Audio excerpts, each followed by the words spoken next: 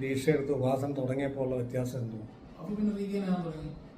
പിന്നീട് ശരീരം അല്പം കൂടെ എഴുന്നേറ്റ് നിൽക്കുന്ന രീതിയിലേക്ക് വന്നു തുടങ്ങി. പിന്നെ സ്വപ്നങ്ങൾ ചായ എഴുന്നേൽകളൊന്നുമില്ല. ഉപാസന തുടങ്ങി കഴിഞ്ഞപ്പോൾ പിന്നെ ബോധം കുറെ കൂടെ സ്റ്റേബിളായി വരുന്നുണ്ട്. കാരണം അന്തർമുഖനായിരിക്കുന്നത് കുറഞ്ഞു. പുറത്തേക്ക് ഇന്ദ്രിയ അങ്ങ് പറയുന്ന പോലെ വീഡിയോ പറയുന്ന പോലെ ഇന്ദ്രിയ സംവേദനകളിലേക്ക് ചെറിയ ചെറിയ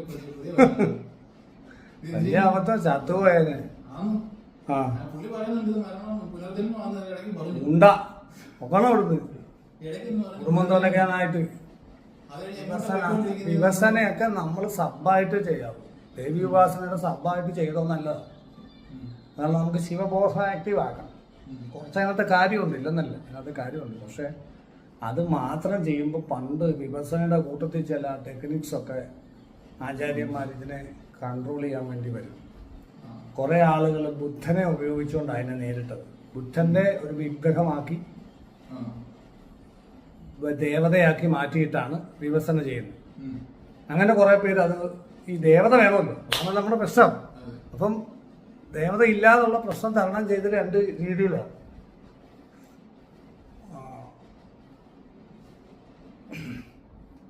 ചിലർ ഈ ബുദ്ധനെ തന്നെ ദേവതയാക്കി. ലോർഡ് ബുദ്ധ കൺസെപ്റ്റിലേക്ക് കൊണ്ടുവന്ന് ബുദ്ധൻ എന്നെ അനുഗ്രഹിക്കുന്നു എന്നൊക്കെ പറഞ്ഞിട്ട് ഒരു സംഭവം കൊണ്ടുവന്നൊക്കെ അങ്ങനെ കട്ട് ചെയ്തു. മറ്റു ചില കക്ഷികൾ വജ്രയാനം എന്ന് പറഞ്ഞിട്ട് തന്ത്രയെ മിക്സ് ചെയ്തിട്ട് ഗണപതിയെ നീലധാര കുറെ ദേവതകളൊക്കെ എടുത്ത് അവരുടെ രീതിയിലാക്കി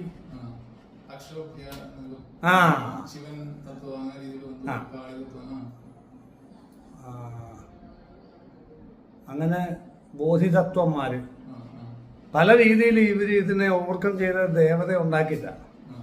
ഇല്ലാതെ പറ്റൂല.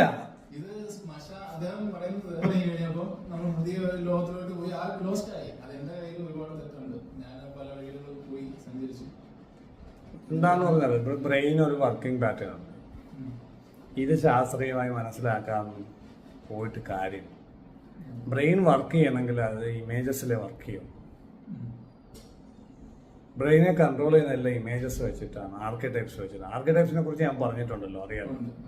അപ്പോൾ 5 സെൻസിൽ നിന്ന് നമ്മുടെ ബ്രെയിൻ ന്യൂറോ ട്രാൻസ്മിറ്റേഴ്സ് ചേഞ്ചസ് ഉണ്ടാക്കണം.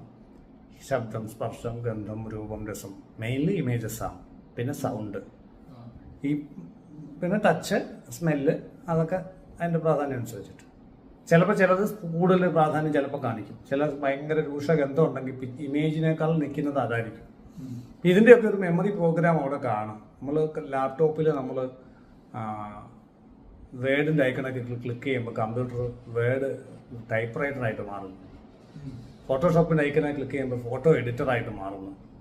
പ്രീമിയറിനെ അല്ലെങ്കിൽ ഫൈനൽ കട്ട് പ്രോയെ ക്ലിക്ക് ചെയ്യുമ്പോൾ വീഡിയോ എഡിറ്ററായിട്ട് ഇത് മാറുന്നു. എന്ന് പറഞ്ഞ പോലെ ഈ ആർക്കിടൈപ്പിനെ പുറത്തുനിന്നുള്ള എന്തെങ്കിലും ഒരു സ്റ്റിമുലേഷൻ വന്നിട്ട്, പട്ടിയെ പേടിയുള്ള ആളാണ്, ഇതുപോലെ അനുഭവമുള്ള ആളാണ്, 5 സെൻസിൽ കൂടെ നെഗറ്റീവ് ആണെങ്കിൽ, പുറത്തൊരു പട്ടിയുടെ കുറേ കേട്ടാൽ, ഒരു പിക്ചർ കണ്ടാൽ പോലും അയാളുടെ ഈ ആർക്കിടൈപ്പ് ട്രിഗർ ചെയ്തിട്ട് അയാളുടെ ബ്രെയിൻ കെമിക്കൽസിനെ മൊത്തം ഹൈജാക്ക് ചെയ്തിട്ട് അയാൾ അഡ്രിനാലിൻ, കോർട്ടിസോളൊക്കെ സാച്ചുറേറ്റ് ചെയ്തിട്ട് ഭയത്തിൻ്റെ ലെവലിലേക്കൊക്കെ പോകും. ഇത് നമ്മുടെ ബുദ്ധി യുക്തിയായിട്ടൊന്നും ഒരു ബന്ധവുമില്ല. വളരെ ബുദ്ധി അറിവുള്ള ആളിന് പോലും ഈ പട്ടിയെ കണ്ടാൽ ചിലപ്പോൾ കെട്ടിയിട്ടേക്കുവാണെങ്കിലും അതുവഴി ക്രോസ് ചെയ്യാൻ പറ്റത്തില്ല, അവിടെ നിന്ന് പോവും. അറിവില്ലാഞ്ഞിട്ടല്ലത്. അപ്പോൾ അറിവിലൊക്കെ ഉപരിയായിട്ട് നമ്മുടെ എല്ലാ ലൈഫിനെ കൺട്രോൾ ചെയ്യുന്നത് ഈ ആർക്കിടൈപ്സാണ്. ഈ ആർക്കിടൈപ്പൽ വേൾഡ് അല്ലെങ്കിൽ ദേവതകളുടെ ലോകം, കാണുന്നതും കാണാത്തതുമായ ആർക്കിടൈപ്സ് ഉണ്ട്. കാണാൻ പറ്റാത്ത ആർക്കിടൈപ്സ് ആണ് കൂടുതൽ. അതാണ് ഈ ബാധകൾ നമ്മൾ പറയുന്ന ബോഡിയിലൊക്കെ വന്ന് സംസാരിക്കുന്ന വീഡിയോസ് നമ്മൾ ഇട്ടിട്ടിരിക്കുന്നത്. ഒരുപാട് വീഡിയോസ് ഉണ്ട്. അപ്പം ഈ ദേവതകളെ നമ്മുടെ ബോഡിയെ ഹൈജാക്ക് ചെയ്തിട്ട് നമ്മുടെ ആത്മീയപരമായ ധ്യാനത്തിൻ്റെ വഴിയെ തടസ്സപ്പെടുത്തും. ഇതില്ലാത്ത ആരുമില്ല. ഈ ഏരിയ ക്രോസ് ചെയ്യാതെ അടുത്ത പ്രാണമയ കോശത്തിലും വിജ്ഞാനമയ കോശത്തിലും ആനന്ദമയ കോശത്തിലും ഇന്നറാകാൻ പറ്റൂല. ദേവതാ ലോകം കടക്കാതെ അങ്ങോട്ട് പോകാൻ പറ്റൂല ആർക്കും. എത്ര വലിയ ദേവേന്ദ്രനാന്ന് പറഞ്ഞാലും, എത്ര വലിയ സ്വാമിയാണ് സന്യാസിയാന്ന് പറഞ്ഞാലും, ദേവതാ ലോകമാണ്, ആർക്കിടൈപ്പിൻ്റെ ലോകമാണ് നമ്മളെ കൺട്രോൾ ചെയ്യുന്നത്. അതിനെ കൺട്രോൾ ചെയ്യാതെ, അതിനെ കറക്റ്റ് ചെയ്യാതെ അതിവർത്തിച്ച് പ്രാണമയ കോശത്തിലേക്ക് കടക്കുന്നവരാണ് രക്ഷപ്പെടുന്നത്. അല്ലാത്തവരൊക്കെ അവിടെ തട്ടി താഴെ വീണിട്ടുണ്ട്. വലിയ വലിയ വലിയ സന്യാസിമാർ പോലും തട്ടി താഴെ വീണിട്ടുണ്ട്. ശങ്കരാചാര്യസ്വാമിയോട് പോലും ലാസ്റ്റ് പോയിട്ട് വരാൻ പറഞ്ഞു. കഥയൊക്കെ അറിയാമല്ലോ. അപ്പൊ ആരും അന്യനല്ല.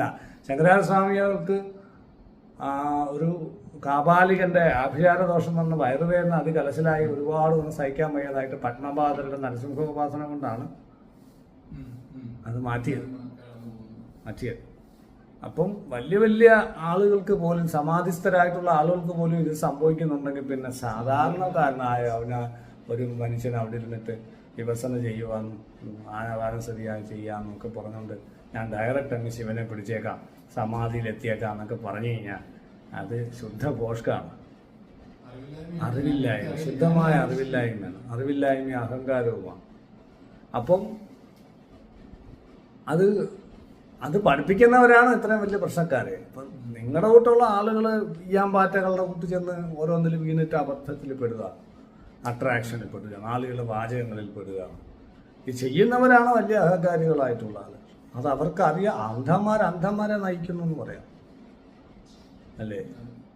അപ്പൊ ശരിക്കും ഒരു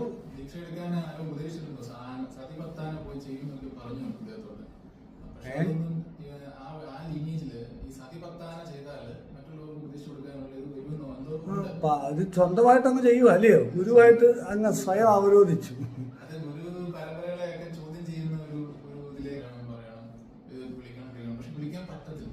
അതങ്ങനെ ബാധ പിടിച്ചിരിക്കുന്നു. പിന്നീട് 6 മാസം കഴിഞ്ഞപ്പോഴാണ് വിളിക്കുന്നത്. നേരിട്ട് ഇങ്ങനെ ഒരുപാട് ബുദ്ധിമുട്ടുകളായി. ഡെലിവറിക്കൊക്കെ ഭാര്യ അപ്പം ബുദ്ധിമുട്ടുകളൊന്നും വന്നു. എന്നാലും കുട്ടി ഉപാസന ആയി 3-1.5 മാസം. ഭയം എന്ന് പറയുന്നത് ഒരു ദിവസം കൊണ്ട് മാറത്തില്ല. കാര്യം എന്താന്ന് പറഞ്ഞാൽ മനുഷ്യന്റെ അടിസ്ഥാനപരമായ എല്ലാ ജീവവർഗങ്ങളുടെയും വികാരം ഏറ്റവും പ്രധാനമായിട്ടുള്ള ഭയമാണ്. കാരണം അത് പ്രൊട്ടക്ഷന് വേണ്ടിയിട്ടുള്ളതാണ്. മനസ്സിലായി? ശരീരത്തെ പ്രൊട്ടക്ട് ചെയ്യാൻ ഈ ഭയം മസ്റ്റാണ്. ഭയമില്ലെങ്കിൽ നമ്മൾ വിവരക്കേടുകളെല്ലാം കാണും. ഭയം ബോധം ഉണ്ടാക്കും. നമുക്ക് ബോധം ഉണ്ടാവും, ഭയം ഉണ്ടാവും. മൃഗങ്ങൾ ഭയങ്കര ബോധത്തിൽ കഴിയുന്നത് എന്താ? എപ്പോൾ വേണമെങ്കിലും ഏത് വേണമെങ്കിലും പിടിച്ച് തിന്നാം. ഇപ്പം നമ്മൾ ആരെങ്കിലും ഇവിടെ അറ്റാക്ക് ചെയ്യാനുണ്ടെന്ന് വന്നു കഴിഞ്ഞാൽ നമ്മൾ അലേർട്ടാവും, വളരെ ഫാസ്റ്റായിട്ട് അലേർട്ടാവും. അപ്പം എളുപ്പം ബോധവാനാക്കാൻ മനുഷ്യനെ പറ്റുന്ന സംഗതി ഈ ഭയമാണ്. ഈ ഭയം എന്ന് പറഞ്ഞാൽ ഭയങ്കര നല്ലൊരു കാര്യമാണ്. അത് കൂടുമ്പോഴാണ് ഈ പ്രശ്നം. അത് അത്യാവശ്യത്തിന് വേണം. അതായത് ആത്മീയപരമായ കാര്യങ്ങളിലോട്ട് ആളുകൾ വരുന്നത് എന്തുകൊണ്ടാണ്? ജനന ചക്രങ്ങളോടോ അല്ലെങ്കിൽ ഇതുപോലുള്ള ജീവിതത്തിൽ ഉണ്ടാകുന്ന ബുദ്ധിമുട്ടുകൾ, കഷ്ടപ്പാടുകൾ ഇനി സഹിക്കാൻ വയ്യാന്ന് തോന്നിട്ട് അതിനോടുണ്ടാകുന്ന ഭയം കൊണ്ടാണ് ആദ്യം വരുന്നത് അല്ലേ? ഇപ്പൊ നമ്മൾ ഉപാസിക്കുന്നത് എന്തുകൊണ്ടാണ്? നമ്മളെ ഈ ബുദ്ധിമുട്ടുകൾ ഇനിയും വരാതിരിക്കണം എന്നുള്ള ഭയം, വരുമോ എന്നുള്ള ഭയം. എല്ലാം കമലാസം പറയുന്നുണ്ട്. കമലാസം ഏതോ സിനിമ പുറത്ത് എന്നാ പാത്താലും ഭയം, അമ്മ പാത്താലും ഭയം, അപ്പ പാത്താലും ഭയം, പാത്താലും ഭയം, പൂക്കുള്ള പട്ടാമ്പൂച്ചി പാത്താലും ഭയം എന്നൊക്കെ പറയുന്നുണ്ട്. എല്ലാം ഭയമായിട്ട് ഭയം എന്ന് പറയുന്നത് വളരെ മനോഹരമായ സംഗതിയാണ്. പക്ഷെ അത് ഒരു പരിധി നമ്മുടെ നിത്യജീവിതത്തെ ബാധിക്കുന്ന അവസ്ഥയിലേക്ക് വരുമ്പോഴാണ് പ്രശ്നം ഉണ്ടാവും. അത് ഈ ബോധിധർമ്മനോട് ചോദിച്ചു എന്താണ് വിഷം എന്ന് ചോദിച്ചു പറഞ്ഞ് അധികമുള്ളതെല്ലാം വിഷമാണ്. അധികമുള്ളതെല്ലാം വിഷം. ആവശ്യത്തിന് ഇല്ലെങ്കിലും പ്രശ്നമാണ്. അപ്പം ഇതെല്ലാം നമുക്ക് ആവശ്യമാണ്. പക്ഷേ നമ്മളത് കൺട്രോൾ ചെയ്തിരിക്കണം. കാരണം ഈ ആർക്കിടൈപ്സ് ഒരു നെഗറ്റീവായിട്ടുള്ള ഇമോഷൻ വളരെ ഫാസ്റ്റായിട്ട് നമ്മൾ ട്രിഗർ ചെയ്യുന്നത് അതുകൊണ്ടാണ്. ഈ ഭയം അടിയിൽ കിടക്കുന്നുണ്ട്. മരണഭയം എന്നൊരു സാധനം ഉള്ളത് കൊണ്ടാണ് ജീവിച്ചിരിക്കുന്ന ആളുകൾ. ജീവിതത്തിൻ്റെ അടിസ്ഥാനപരമായ ഫാക്ടർ, ജീവിച്ചിരിക്കുന്നതിൻ്റെ അടിസ്ഥാനപരമായ ഫാക്ടർ ഭയം. ഇൻഫെക്ഷൻസ് വരരുത്. അപ്പം നമ്മൾ തെറ്റായ ഫുഡ് എടുക്കത്തില്ല. ആളുകളോട് മര്യാദയ്ക്ക് സംസാരിക്കണം. ഇല്ലേ അവൻ്റെ കയ്യിൽ ഒരു അടി കിട്ടിയാൽ ചത്തുപോകും. അങ്ങനെ പട്ടി കടിക്കുമ്പോൾ ഓടണം, കടിക്കാൻ വരുമ്പോൾ എന്ന് പറയുന്ന കൂട്ടി എല്ലാ കാര്യങ്ങളും ജീവിതത്തെ നിലനിർത്തുന്നത് ഭയമാണ്. ബാലൻസിങ് ആണ്, പരസ്പര പൂരകങ്ങളാണ്. അപ്പോൾ ഈ ഇംബാലൻസ് വരുമ്പോഴാണ് പ്രശ്നം. ഇംബാലൻസ് വരുമ്പോൾ അത് പ്രശ്നമാണ്.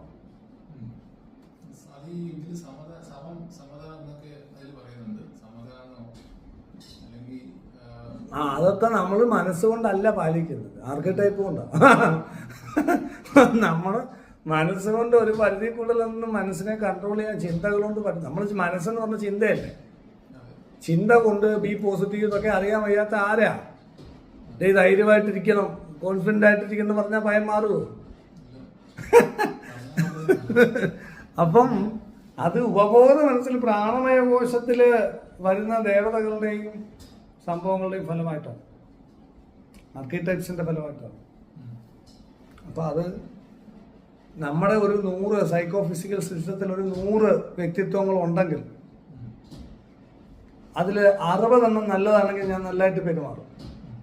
എൻ്റെ ഉള്ളിൽ ആ കൊച്ചിലെ പോലെ കണ്ട ആൾക്കാരും സൂക്ഷ്മശക്തികളൊക്കെ ഇരുന്നിട്ടാണ് ഈ സംസാരിക്കുന്നത്. അത് ഓരോരുത്തരും അതിലൊരു 60 നല്ല സൂക്ഷ്മശക്തികളാണെങ്കിൽ, നല്ല ഓർമ്മകൾ, നല്ല കാര്യങ്ങൾ, നല്ല ഓർമ്മകളല്ല, നല്ല സൂക്ഷ്മശക്തികളാണ്, വൈബ്രേഷണൽ ഫീൽഡുകളാണ്, ഞാൻ നല്ലതായിട്ട് പെരുമാറും. 60 മോശമാണെങ്കിൽ മോശമായിട്ട് ബിഹേവ് ചെയ്യും. പക്ഷെ അതിനകത്ത് ചില തിയറിയിൽ ചില വ്യത്യാസങ്ങളുണ്ട്. 40 വളരെ നല്ലതാണ്, 60 മോശമാണ്.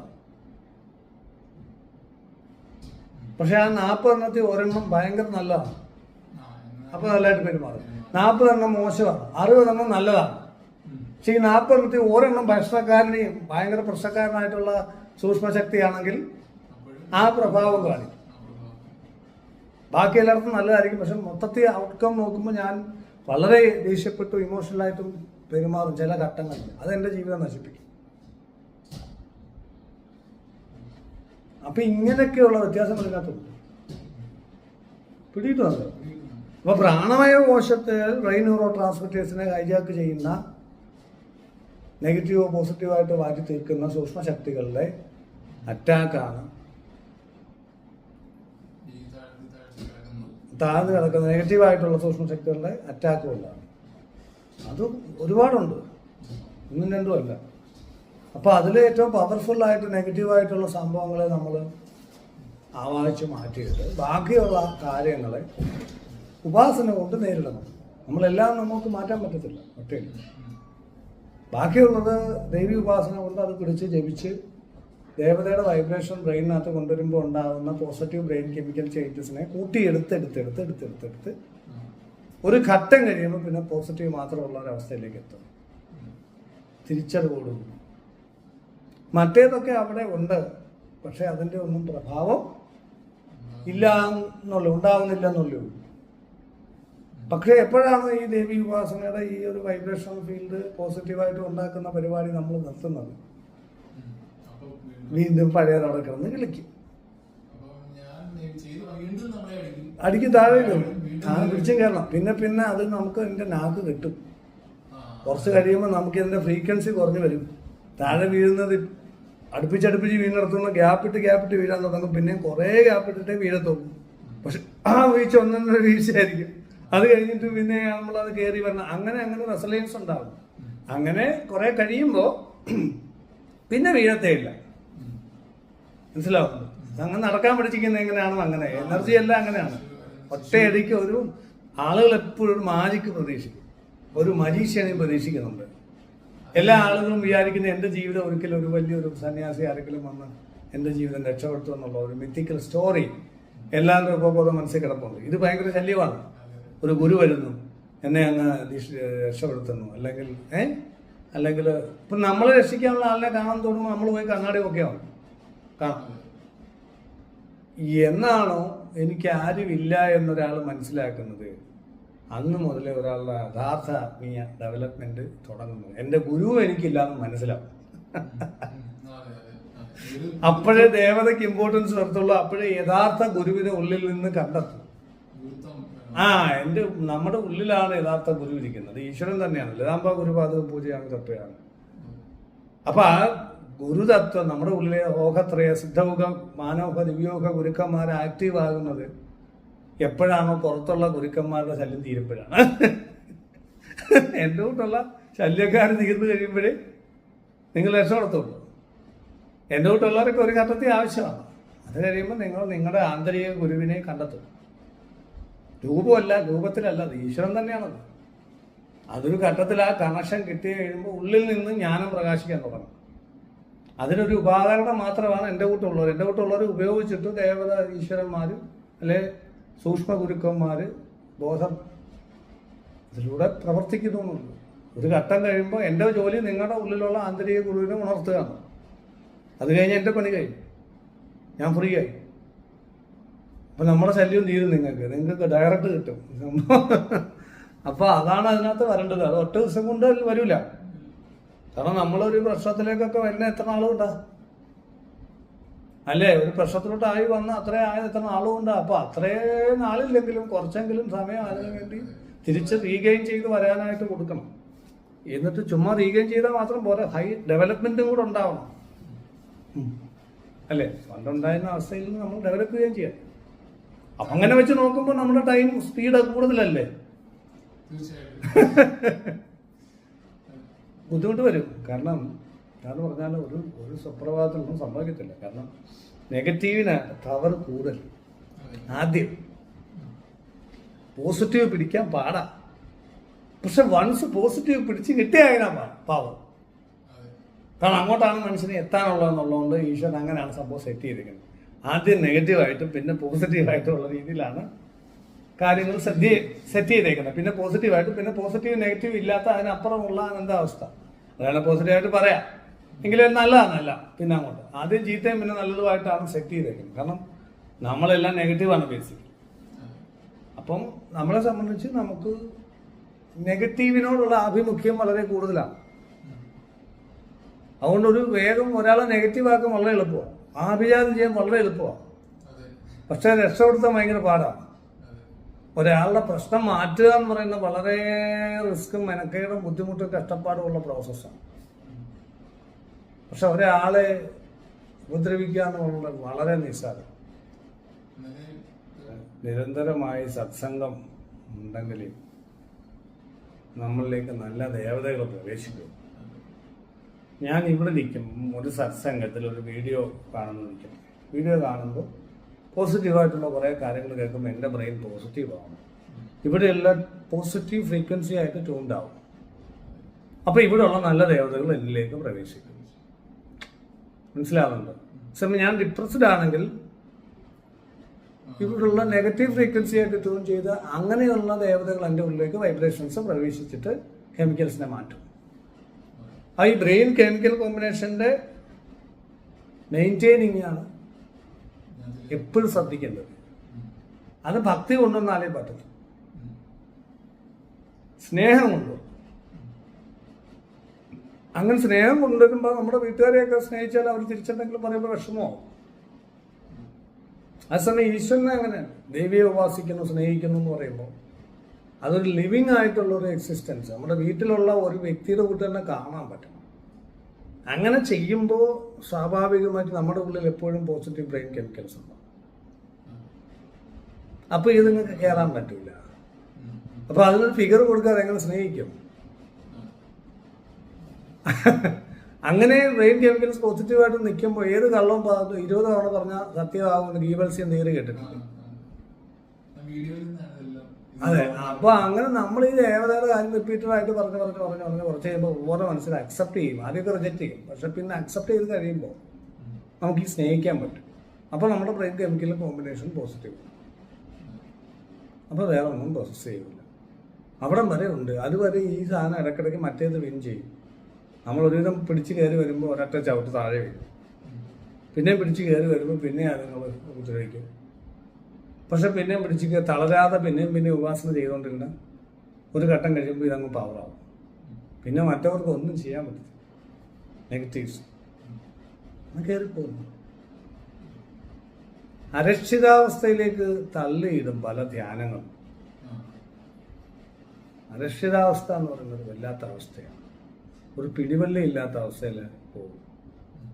ഈ ബാധകൾക്കും ദുരിതങ്ങൾക്കും ബുദ്ധിമുട്ടുകൾക്കും എല്ലാം നമുക്ക് ഫിയറുണ്ട്, നമുക്ക് ഫിഗറുണ്ട്. നമ്മുടെ ഭയങ്ങൾക്ക് ഫിഗറില്ലേ?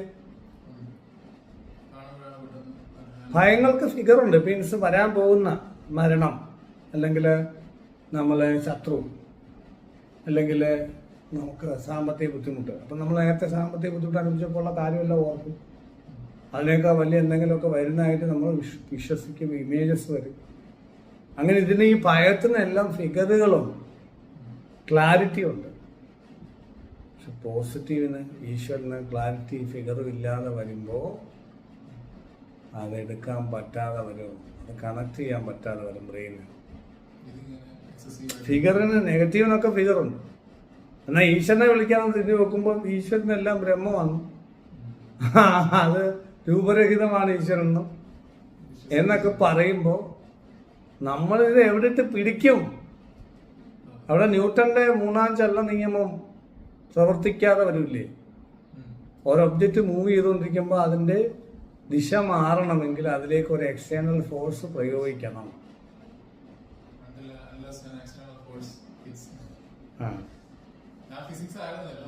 ആണോ? അല്ല, എന്റെ തോന്നലാണ്. അപ്പൊ നമ്മുടെ ഉള്ളില്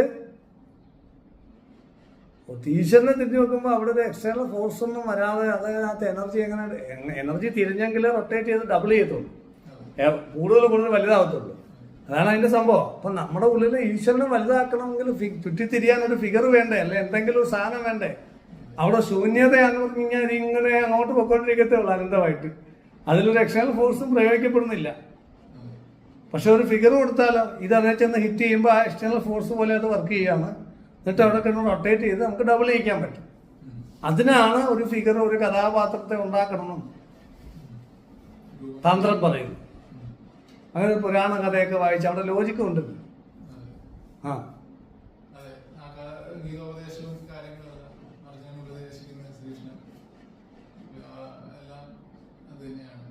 അല്ലേ? ഞാൻ വായിച്ചു അത് 41 ദിവസത്തിന്റെ 41ാമത്തെ ദിവസം പ്രത്യേകത എന്ന് പറഞ്ഞാൽ ഞാൻ വായിക്കുന്നത് ലാസ്റ്റത്തെ അവസാനത്തെ അതാണ് വായിക്കുന്നത്. ഗംഭീരം. എങ്ങനെ ഇത് സംഭവിച്ചെന്ന് എനിക്ക് ഒട്ടും ബോധമില്ല. അവസാനത്തെ ലൈൻ എത്രയോ ഞാൻ ഓർക്കുന്നില്ല, പക്ഷെ ഞാൻ അവസാനത്തെ പേജിലാണ് വായിച്ചത്. എത്ര യോഗേശ്വര കൃഷ്ണോ എത്ര പാർത്ഥോ ധനുർധര. എവിടെയാണ് യോഗേശ്വരനായ ശ്രീകൃഷ്ണനും ധനുർധാരിയായ അർജുനൻ ഒരുപോലെ പ്രവർത്തിക്കുന്നത്? അവിടെ ശാശ്വതമായ നീതിയും ക്ഷേമവും ഐശ്വര്യവും നിലകൊള്ളും. അവിടെ രണ്ടും വേണം. ധനുർധാരിയായ അർജുനൻ ഭൗതികതയുടെ പ്രൊട്ടക്ഷൻ്റെ അല്ലെങ്കിൽ യുദ്ധം ചെയ്യുന്നതിൻ്റെയൊക്കെ പവറാണ്. യോഗേശ്വരനായ ശ്രീകൃഷ്ണൻ ഉള്ളിൽ ധ്യാനത്തിൻ്റെ പ്രതീകമാണ്. മോഡി അങ്ങനല്ലേ എല്ലാം ചെയ്യുന്നത്, ഗീത വെച്ചിട്ടാണ്. പുള്ളി ഒരു സൈഡിൽ ധ്യാനിക്കുകയും ചെയ്യും, ഇപ്പോഴത്തെ സൈഡിൽ നല്ല അടി കൊടുക്കുകയും ചെയ്യും, അല്ലേ? അത് രണ്ടും ഈക്വലായിട്ട് നിന്ന് കഴിഞ്ഞാൽ സക്സസ് ഉണ്ടാവും. ഒന്നും ചെയ്യാൻ പറ്റുന്നില്ലല്ലോ ആർക്കും.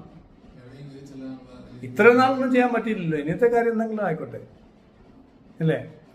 ഇത്രയും വർഷം ആർക്കും ഒന്നും പുള്ളിയെ തൊടാൻ പറ്റാതില്ല. എന്താ ഗീത അപ്ലൈ ചെയ്യുന്നുണ്ട്?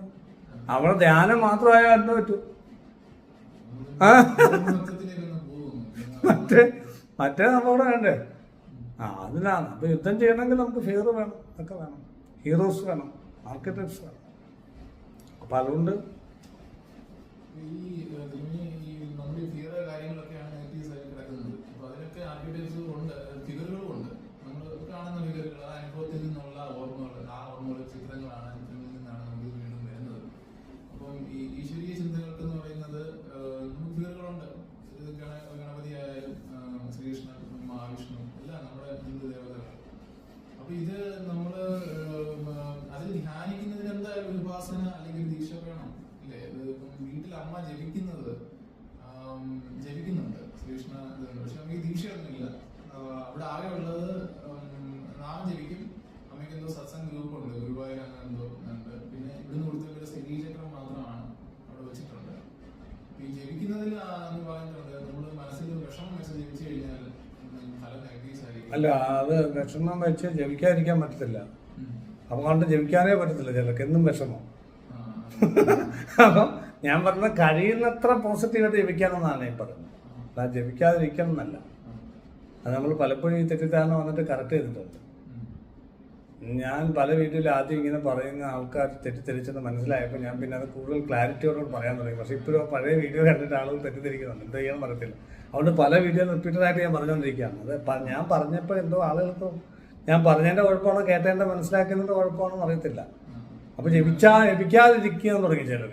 ഇത് കേട്ടിട്ട് ഞാൻ എപ്പോഴും വിഷമം അവർക്ക് ഞാൻ പറയുന്ന സംഭവം അപ്പോൾ തിരിച്ച് അവർക്ക് മനസ്സിലായിട്ടില്ല എന്ന് മനസ്സിലായത്. പിന്നെ ഞാൻ ഉദ്ദേശിച്ച സംഭവം കഴിയുന്നത്ര പോസിറ്റീവായിട്ട് നിന്ന് ജപിക്കുക. സമർപ്പിച്ച് ജയിക്കുക, ഭക്തിയോട് ജപിക്കുക. ഭക്തി ഇല്ലാതെ ജപിക്കരുത് എന്നുള്ളതാണ്.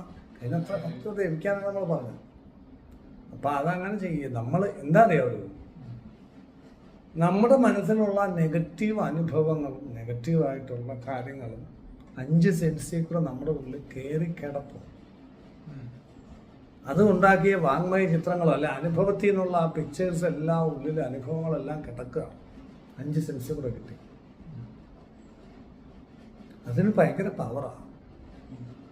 പക്ഷെ നമ്മൾ പോസിറ്റീവായിട്ട് ഈശ്വരോപാസന തുടങ്ങുന്ന സമയത്ത് 5 സെൻസിൽ കൂടെ ഒരു പൂജ കഴിച്ചു കഴിഞ്ഞാൽ കൂടുതൽ വേഗം ദേവത സിദ്ധിയാവുന്നത് പറയേണ്ട കാര്യമാണ്. 5 സെൻസിൽ കൂടെ പോസിറ്റീവ് 5 സെൻസിൽ കൂടെ കയറണം. മറ്റേ ജപത്തിന്റെ മാത്രമേ വരുന്നുള്ളൂ.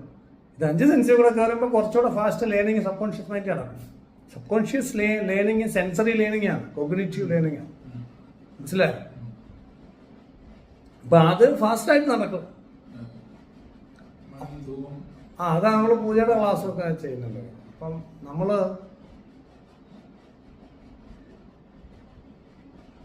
എങ്കിലും നമ്മൾ അനുഭവിച്ച നെഗറ്റീവ്സിനോളം ഈ പോസിറ്റീവ് കയറണമെങ്കിൽ എന്തുമാത്രം ബുദ്ധിമുട്ടാണെന്ന് ആലോചിച്ചു. അത് ഇപ്പൊ നമ്മളൊരു 100 നെഗറ്റീവ് അനുഭവിച്ചിട്ടുണ്ടെങ്കിൽ 100% എഫക്റ്റിലാണ് ഒരു നെഗറ്റീവ് അനുഭവിച്ചെങ്കിൽ നമ്മളൊരു ഉപാസന തുടങ്ങുന്ന വെറും 1, 2, 3% ഉള്ള വിശ്വാസത്തിലും പ്രതീക്ഷയിലും ഒക്കെയാണ്. അതിന് ഇടയ്ക്ക് മറ്റേത് കയറി നെഗറ്റീവ് കയറി ഇതിനെ അടിച്ചിടുമ്പോൾ നമുക്കുള്ള വിശ്വാസം പോവുകയും ചെയ്യുന്നുണ്ട് ആദ്യം ഇടയ്ക്കിടയ്ക്ക്. എന്നിതൊക്കെ ശരിയാവും, ഇതൊക്കെ വല്ലതും നടക്കുന്ന കാര്യമാണ്, എനിക്ക് അത്രയും ബുദ്ധിമുട്ടാണ്, ഇതൊന്നും ഈ പറയുന്നവർക്ക് ഇങ്ങനെയൊക്കെ പറയാം, സാറിന് അങ്ങനെയൊക്കെ പറയാം, തിരുമേനിക്ക് അങ്ങനെയൊക്കെ പറയാം, ഞങ്ങൾ അനുഭവിക്കുന്ന ബുദ്ധിമുട്ട് ഞങ്ങൾക്കല്ലേ അറിയാമെന്നൊക്കെ തോന്നുമല്ലോ. എന്നിട്ട് ഇത് താഴെ പോകും. പിന്നെയും വേറെ ഓപ്ഷൻ ഇല്ല എന്നുള്ള ഒറ്റ കാരണം കൊണ്ട് ഇതിനെ വിളിച്ച ആ ഒരൊറ്റ കാര്യം കൊണ്ടാ. വേറെ എന്തെങ്കിലും ഓപ്ഷൻ ഉണ്ടോ അത് നോക്കിയത്. പിന്നെ ഇങ്ങനെ പറയുന്നത് നമ്മൾ ഗൂഗിളിനകത്തൊക്കെ കയറി നോക്കുമ്പോൾ നായികന്മാരും അവരൊക്കെ പഠിച്ചിട്ടൊക്കെ പറഞ്ഞിരിക്കുന്ന സാധനം നമ്മൾ പറയുന്ന അത്രയും വരുന്നില്ല, മനസ്സിലാവുന്നില്ല. പിന്നെ ഉള്ളത് ഭേദം ഇതാന്ന് തോന്നിട്ട് പിന്നെ ആദ്യം ഓർഡർ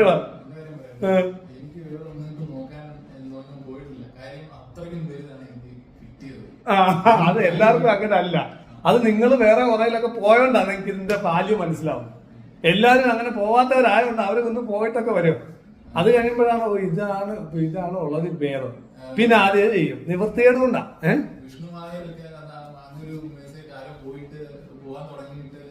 അതാ പറഞ്ഞത് എല്ലാം പോയിട്ട്. അപ്പം ഇത് ശാശ്വതമായ വിജയമല്ലേ നമുക്ക് വേണ്ട, ടെമ്പററി നേട്ടമല്ലേ. അപ്പം നമുക്ക് ഗ്രാജുവൽ ഒരു കെട്ടിടം അടിസ്ഥാനപരമായി പൊക്കിയെങ്കിലല്ലേ കാര്യം നമുക്ക് അങ്ങനെ. അപ്പൊ അങ്ങനെ വന്നിട്ട് വേറെ ഓപ്ഷൻ ഇല്ലാത്തതുകൊണ്ട് മറ്റേ കിലുക്കത്തെ ഇന്നസെന്റ് തിലനോട് പറയത്തില്ലേ, എടാ ഒരു വിറകുള്ളിയും ചവച്ച് പിടിച്ച് ലോടൊക്കെ കയറിയുള്ള സായിപ്പിയാവില്ല. പിന്നെ ഇത്രയും നാൾ നീ പറഞ്ഞതൊക്കെ ഞാൻ കേട്ടത് എന്റെ ഗതികേട് കൊണ്ടാ എന്ന് പറയുന്നോട്ട് ഗതികേട് കൊണ്ടാണ്. പിന്നെ വേറെ ഓപ്ഷൻ ഇല്ലാത്തതുകൊണ്ടാണ് പിന്നെ ഈ സാധനം പിന്നെയും ചെയ്യുന്നത്. ഒരു നിവൃത്തി ഉണ്ടെങ്കിൽ ഇല്ല. കാരണം ഇത് ആളുകൾ വിചാരിക്കുന്ന മാജിക്കാണല്ലോ. നിന്ന നിപ്പിൽ എന്റെ പ്രശ്നം മാറ്റി തന്നെ. ഞാൻ പറഞ്ഞല്ലോ, ഒരു വലിയ സിദ്ധൻ സന്യാസി സ്വാമി ഒരു ദിവസം എന്റെ ജീവിതത്തിൽ വരുന്നു, എന്റെ പ്രശ്നമൊക്കെ മാറ്റുന്നു, ഒരു ദിവസം എനിക്ക് ലോട്ടറി അടിക്കുന്നു, അങ്ങനെ എന്റെ ജീവിതമൊക്കെ ഭയങ്കര സുഖമാവുന്നു എന്നുള്ള ഒരു ആശയം എങ്ങനെയോ ഉള്ളിൽ കയറി പറ്റിയിട്ടുണ്ടാകും. എല്ലാവരുടെ ഉള്ളിലും ഉണ്ട്. ഞാൻ ഭാവിയിൽ രക്ഷപ്പെടത്തില്ല എന്ന് തോന്നുന്ന ആരെങ്കിലും ഉണ്ട്? അങ്ങനെയില്ല. ഞാൻ എങ്ങനെയെങ്കിലുമൊക്കെ ഒന്ന് രക്ഷപ്പെടുമെന്നുള്ള അതിനൊരു ഒരു അവ്യക്തമായിട്ട് ഇങ്ങനെ ഒരു സ്റ്റോറിയും കാണും ചിലപ്പോൾ. ഇതിന് എളുപ്പം നമ്മളിപ്പോൾ ഒരു സൊല്യൂഷൻ ഒരാളുടെ ഒരു പ്രശ്നത്തിൽ പറഞ്ഞു കഴിഞ്ഞാൽ അറിയാതെ ഈ സ്ഥാനത്തോട്ട് നമ്മളെ അങ്ങ് കയറ്റി വെക്കുക, നമ്മൾ ചെയ്യുന്ന കാര്യങ്ങളെയും കയറ്റുക. എന്നിട്ട് അത് പ്രതീക്ഷിച്ചിട്ട് അതുപോലെ ആയില്ല ഇതെന്ന് പറയും. ഇത് കഴിയുമ്പോൾ ഒരു സുഖമൊക്കെ കിട്ടി, പക്ഷേ അത് കംപ്ലീറ്റ് ആയിട്ട് അങ്ങോട്ട് മാറിയിട്ടില്ല എന്ന് പറയുവാണ്. വളരെ തെറ്റാണത്. അപ്പോൾ ഒരു 90% പ്രശ്നം മാറിയ ആൾ ഈ 10% മാറിയിട്ടില്ലെങ്കിൽ അയാൾ അതങ്ങോട്ട് പൊക്കി അങ്ങോട്ട് പിടിച്ചിട്ട് പറയും മാറി, പക്ഷേ ചില ചെറിയ പ്രശ്നങ്ങൾ അവിടെ കിടക്കുന്നു. എന്തുകൊണ്ട് ഈ ഫിഗർ അവിടെ കിടക്കുന്നതുകൊണ്ടല്ലേ. ഞാനും പറയുന്നില്ല ഞാൻ ഈ പറഞ്ഞിട്ടൊരു മാജിക്കാരനാണെന്നും ഒരു നിമിഷം കൊണ്ട് നിങ്ങളുടെ എല്ലാ പ്രശ്നം മാറ്റിത്തരുമെന്ന്.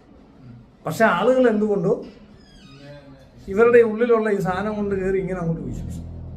അവർക്ക് മെനക്കെടാൻ വയ്യ. ജപിക്കാൻ വയ്യ, ഉപാസന ചെയ്യാൻ വയ്യ. അതുകൊണ്ടാണ് ഇന്നത്തെ സംഭവം, മെനക്കേടാണ്. അതിലും ഭേദം ഒരാൾ ഇങ്ങനെ അങ്ങ് കർമ്മഫലം ഒക്കെ എടുത്തങ്ങ് മാറ്റിയ. ഈ പൊട്ടൻഷ്യൽ എന്ന് പറയുന്നത് അത് എങ്ങനെയാണ് അത് വരിക? നമ്മുടെ മനസ്സിന്റെ ഇതാണോ അതോ അനുഭവങ്ങളിൽ നിന്നാണ്? ഈ പൊട്ടൻഷ്യലിന്റെ ഒരു സോഴ്സ് എങ്ങനെയാണ്? പൊട്ടൻഷ്യൽ ചെയ്യുക, നമ്മൾ ചെയ്യണം, നമ്മുടെ സാധനം പൊട്ടൻഷ്യൽ ഉദ്ദേശിക്കുന്നത് ഉപാസന ചെയ്യുക, അതിൽ ആ വഴിയാണ്, അല്ലാതെ മറ്റൊരു ഡിപ്പെൻഡൻസി അല്ല. നമ്മൾ എല്ലാ രീതിയിലും ഈശ്വരനെ, പോസിറ്റീവായിട്ടുള്ള ഈശ്വരനെ അറിയണം. കാരണം നെഗറ്റീവായിട്ടുള്ളതിനെ നമ്മൾ അറിഞ്ഞിട്ടുണ്ട് വളരെ ആഴത്തിൽ. നെഗറ്റീവിനെ നിങ്ങൾ 100% അനുഭവത്തിലൂടെ കഷ്ടപ്പെട്ട് ഉപബോധ മനസ്സിലേക്ക് അടിച്ചു കയറി അതിൻ്റെ സാധനം കിടക്കുകയാണ്. അതൊരു 100% കിടക്കുകയാണ്. അവിടെ നിങ്ങൾ കൊണ്ടുവരുന്ന സാധനം, പോസിറ്റിവിറ്റി എന്ന് പറയുന്നത് വളരെ ബാലപ്രായത്തിലാണ് നിങ്ങളുടെ ഉപാസന. ഒരു ശിശുവിനെ പോലെയാണ്. അപ്പോൾ അതിനെ, ആ ശിശുവിനെ ടേക്ക് കെയർ ചെയ്യണ്ടേ?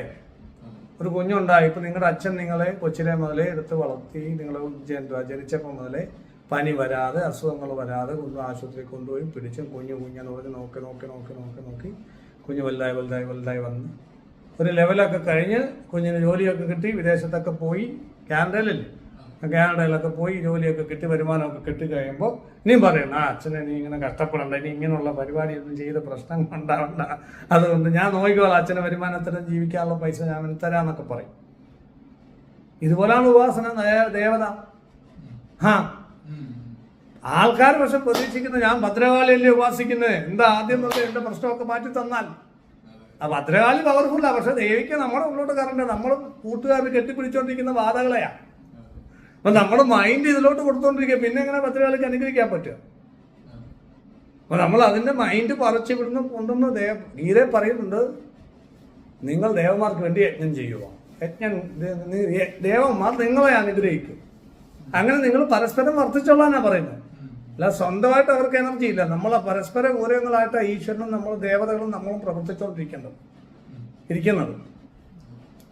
നമ്മളാണ് സത്യത്തിൽ ഈ ബാധകൾക്ക് എനർജി കൊടുക്കുന്നത്. ഭയം മൂലം, വിഷമം മൂലം, ടെൻഷൻ മൂലം ഈ ബാധകൾക്ക് എനർജി കൊടുത്തുകൊണ്ടിരിക്കുന്നത് നമ്മളാണ്, നമ്മളറിയാതെ. അപ്പൊ അത് സ്നേഹം മൂലം, ഇഷ്ടം മൂലം, ഭക്തി മൂലം നല്ല ദേവതക്ക് ഇതേ അളവിൽ എനർജി കൊടുക്കാൻ പഠിക്കണം, അത്രേ ഉള്ളൂ. അത് ഈസി അല്ല പലർക്കും.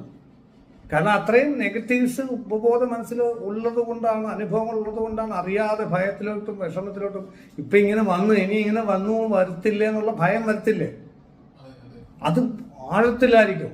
അപ്പൊ അത് 100% ഉണ്ടെങ്കിൽ ഇവിടെ നമ്മൾ തുടങ്ങുമ്പോൾ ഭക്തി, സ്നേഹം, വിശ്വാസം എന്ന് പറയുന്നത് ഒരു 10% ആയിരിക്കും. അതിനെ ആ പൊട്ടൻഷ്യൽ ചോദിച്ചില്ലേ എങ്ങനെ നമുക്ക് ഫാസ്റ്റായിട്ട് ഡെവലപ്പ് ചെയ്യാം.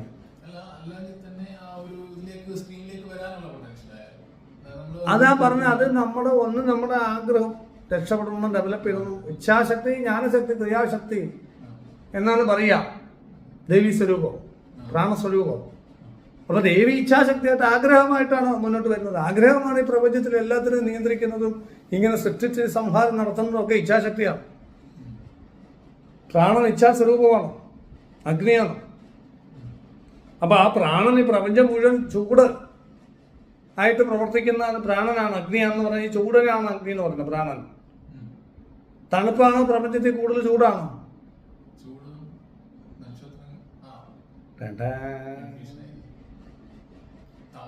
ഇരുട്ടാണോ കൂടുതൽ പ്രകാശമാണോ പ്രപഞ്ചത്തില്? അല്ലേ? എന്താ ദൂരെയുള്ള ഗ്രഹങ്ങളൊക്കെ തണുത്തുറഞ്ഞ് കിടക്കുന്നത്? സൂര്യനിൽ നിന്നും ദൂരെ നിൽക്കുന്ന പ്ലൂട്ടോയിലൊക്കെ തണുത്തുറഞ്ഞ് കിടക്കുന്ന എന്താ? മഞ്ഞ് മാത്രം. എന്താ കാര്യം? അല്ലേ? ആണോ? അവിടെ ചൂടില്ല. അപ്പൊ തണുപ്പാണോ കൂടുതൽ പ്രപഞ്ചത്തിൽ ചൂടാണോ?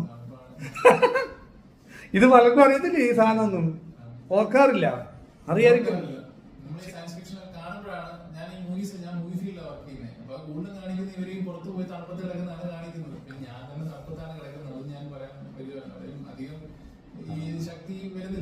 ചൂടാണ് ശരിക്കും ജീവൻ. പ്രാണൻ ചൂടാണ്. പ്രാണൻ അതാണ് കാലേ കൂടെ കയറി വരുന്ന പ്രാണ കുണ്ടലിനി മൂലാധാരത്തില് അവർക്ക് ബേസിക് എനർജി ആയിട്ട് വർക്ക് ചെയ്യുന്നു. സ്വാധിഷ്ഠാനത്തിൽ സെക്സ്, അതിനെ ഹോട്ടെന്നല്ലേ പറയുക, അല്ലേ? മണിപ്പൂരത്തില് പണിക്കാരൊക്കെ വർക്കിംഗ് ഫോഴ്സ് ആയിട്ട് എല്ലാവരും തണുത്ത് ചായ കുടിച്ചിരിക്കുമ്പോൾ എല്ലാവരും ചൂടായി എന്ന് പറയും. ചൂടാവും കഴിയുമ്പോഴാണ് അവരെ വർക്ക് ചെയ്യുന്നത്. തെള്ളി മാറ്റുന്നത് ഇവിടുന്ന് എനർജി എടുത്തിട്ട്. മണിപുരം അനാഹരത്തിൽ സ്നേഹത്തിന്റെ ഊഷ്മളത എന്ന് പറയുന്നു. സ്നേഹത്തിന്റെ ചൂട് കെട്ടിപ്പിടിക്കുമ്പോൾ അല്ലേ? വിശുദ്ധിയിൽ നല്ല ഭാഷ, വാക്കുകൾ കത്തിക്കയറി, തീ പൊരി പ്രസംഗം ഒക്കെ കേട്ടിട്ടില്ലേ? ആജ്ഞാചക്രത്തിലെ രുദ്രഗ്രന്ഥി വിഭേദിനി അല്ലേ? ആട്ടിലെ വിഷ്ണുവായിട്ട് പ്രവർത്തിക്കുന്ന ദേവത, താഴെ ബ്രഹ്മാവായിട്ട് സൃഷ്ടികർമ്മത്തിന്റെ ദേവത. ആജ്ഞാചക്രത്തില് രുദ്രൻ സംഹാരം, ദേഷ്യം വന്നപ്പോൾ അവന്റെ കണ്ണീന് തീപ്പൊരി പറഞ്ഞു. നീ എന്തിനാ ഇങ്ങനെ ചൂടാവുന്നത്? കത്താതെന്ന് പറയും തമിഴ്നാട്ടിൽ. കോടി സൂര്യ സമപ്രഭയുടെ സമാധി. അപ്പൊ പ്രാണൻ ചൂടാണ്. അത് നമ്മുടെ ശരീരത്തില് സൂര്യൻ ആണ് നമ്മളിൽ പ്രവർത്തിക്കുന്നത്. സൂര്യൻ എന്താണ്? ലൈറ്റ് എനർജി, ഹീറ്റ് എനർജിയാണ്. നമ്മളെ കത്തിച്ചാൽ എന്ത് റിലീഫാവും? എന്ത് റിലീസാവും? Light energy, heat energy. Light energy, heat എനർജിയാണ് റിലീസായി പോകുന്ന ബോഡിയിൽ നിന്ന്. അപ്പോൾ ലൈറ്റ് എനർജി, ഹീറ്റ് എനർജി അല്ല റിലീസായി പോകുന്ന പുറത്തേക്ക് അല്ലേ? അപ്പൊ അത് സൂര്യനല്ലേ ഇതെല്ലാം? സൂര്യൻ ലൈറ്റ് എനർജി, ഹീറ്റ് എനർജി അല്ലേ? അപ്പൊ പ്രാണൻ എന്ന് പറയുന്നത് ഈ ലൈറ്റ് എനർജി, ഹീറ്റ് എനർജിയാണ്. അതാണ് പ്രകാശ വിമർശന തന്ത്രത്തിൽ പറയുന്നത്. സൃഷ്ടിയുടെ കാരണം ശക്തി ശിവനും, പ്രകാശം വിമർശം. അപ്പൊ അത് ഞാൻ പറഞ്ഞു വന്നത്, നമ്മുടെ ഈ പ്രാണന്റെ സഞ്ചാരഗതി, പ്രാണൻ അങ്ങനെ ശരീരത്തിൽ പല രീതിയിൽ പ്രവർത്തിക്കുന്നു, ജീവിച്ചിരിക്കുന്നത്. ഈ പ്രാണൻ ശരീരത്തിന് പോകുമ്പോ എന്ത് പറയും? പ്രാണൻ പോയി എന്ന് പറയും ആളുടെ. തണുത്തു, ബോഡി തണുത്ത് വരും. അപ്പൊ തണുപ്പാണോ കൂടുതൽ, ചൂടാണോ പ്രപഞ്ചത്തിൽ കൂടുതൽ?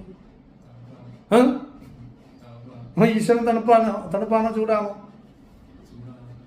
രണ്ടുമാണ്. പക്ഷെ നമ്മൾ ഗുണം ചെയ്യാൻ പോകുന്ന ഈശ്വരൻ ചൂടാണ്. നമ്മൾ ദോഷം ചെയ്യാൻ പോകുന്ന ഈശ്വരന്റെ എനർജി തണുപ്പാണ്. ബാധകളൊക്കെ തണുപ്പത്താണ്. അവർക്ക് അഗ്നി കാണുമ്പോൾ പേടിയാവുന്നതാണ്. വിളക്ക് കത്തിച്ച് ഉപാസിക്കുമ്പോൾ പേടിയാവുന്നു. ഹോമം നടത്തുന്ന അതിനാണ്. അപ്പൊ അവർ അലറി വിളിക്കും. ഹോമിക്കാൻ കൊണ്ടുപോകാന്ന് പറയുമ്പോൾ അങ്ങനെ അത് മാറുന്നത് പേടിയായിട്ടാ. ഇല്ല നമ്മൾ കത്തിക്കും കടലാലിയൊക്കെ വെച്ച്. അപ്പൊ ഇത് നിങ്ങൾ അലറി വിളിക്കും. ബോഡിയിൽ വന്നിട്ടേ മണിച്ചത്തായാലും കൂട്ട് അലറി വിളിക്കും.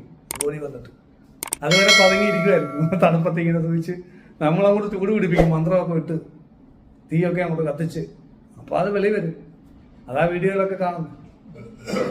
അപ്പം ഇതൊക്കെ വേണം. ഇത് ദേവലോകം കടന്ന് ഇതൊന്നും ഇല്ലാതെ കൊണ്ട് അവിടെ ചുമ്മാ കണ്ണുടച്ച് ധ്യാനിച്ചാന്നും പരിപാടിയാണ്. അപ്പൊ അതുകൊണ്ട് ഇത് ഗ്രാജുവലി. അപ്പൊ ഞാൻ പറഞ്ഞേ, തണുപ്പാണ് കൂടുതൽ, ഇരുട്ടാണ് കൂടുതൽ, നെഗറ്റീവാണ് കൂടുതൽ,